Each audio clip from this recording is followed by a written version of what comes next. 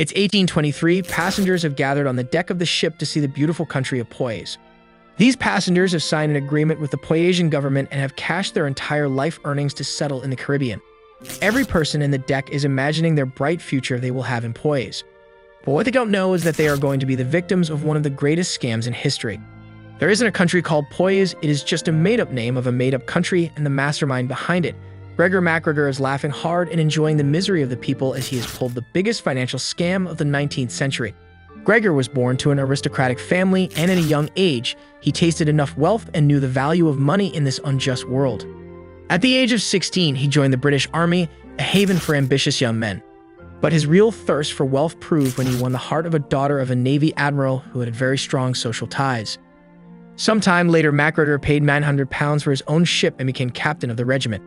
Through the help of his wife, he became one of the youngest captains in the British Navy.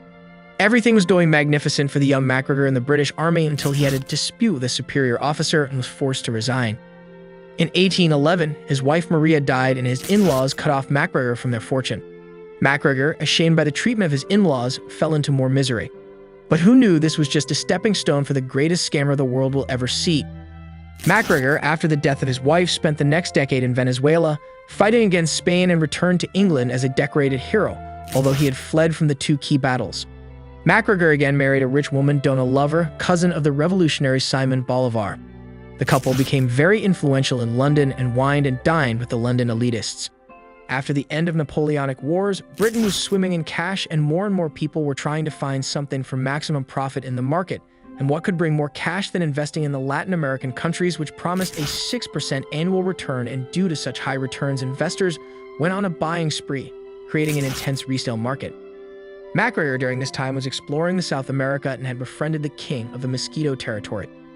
Macgregor was gifted 8 million acres on the eastern shore of Honduras, but the land was under the dominion of the British Crown. Back in London, Macgregor presented this land as the independent country of Poyais. He started a full market campaign and promoted his new country in the British papers to attract customers, and even made his own flag to gain investors' confidence, and published a book about Poyais that concluded that the new country would rapidly advance in prosperity and civilization. After a few months of advertising, investors began to invest in the land of Poyais at 4 shillings per acre. Macgregor assured the investors that the funding would come from future inhabitants. Hundreds of Britishers had fallen for this trap and invested their whole life savings for it. 2 groups of 260 passengers were sent to Poyais.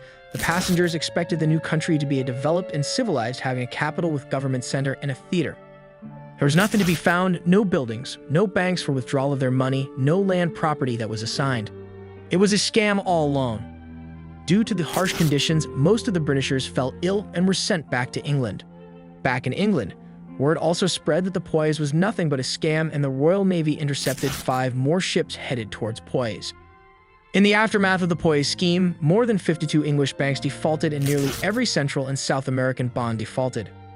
Macgregor escaped prosecution and went to France and tried selling land in Poyais before finally retiring to Venezuela. He was welcomed as a hero in Venezuela and was buried with full military honors. Subscribe to the channel if you like this video, and don't forget to share it with your family and friends.